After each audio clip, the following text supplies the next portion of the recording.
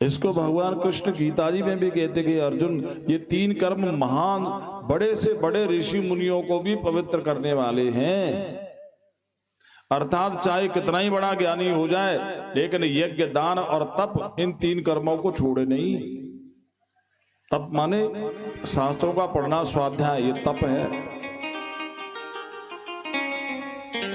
क्योंकि बुद्धि जने कहां कहां भ्रष्ट हो जाती है और शास्त्र को पढ़ने से संभल जाती है, संभली रहती है। इसलिए शास्त्रों को पढ़े, छोड़े नहीं, चाहे कितना ही बड़ा ज्ञानी हो जाए।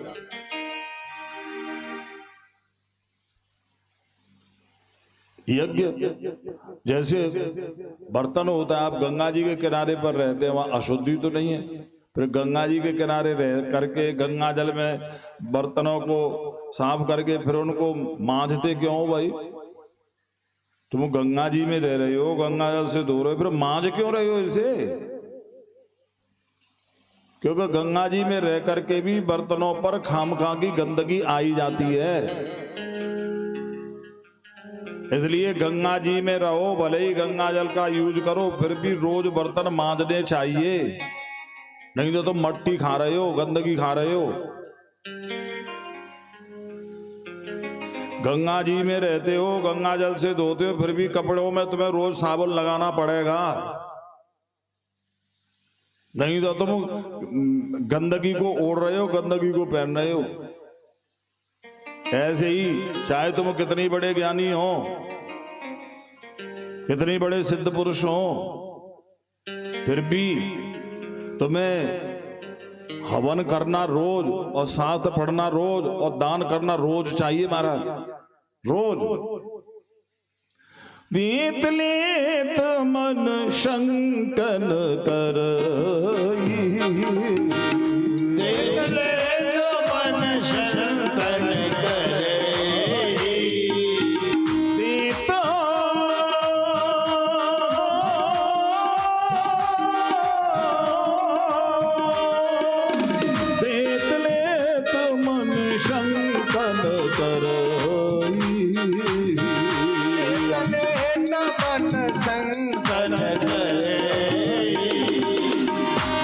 अनुमान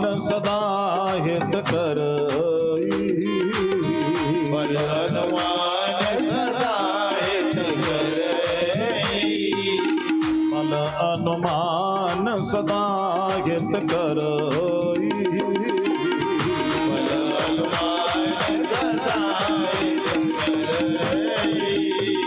इसलिए हर आदमी को यज्ञ हवन करना चाहिए। लेकिन अब लोगों की व्यवस्था ऐसी हो गई, हवन करना जानते ही नहीं है।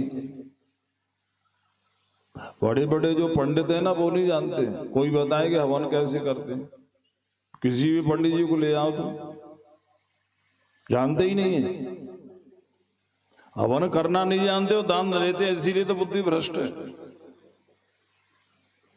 क्योंकि जो दान का अधिकारी है ही नहीं, वो दान ले तो कुधान हो गया, बुद्धि भ्रष्ट होगी।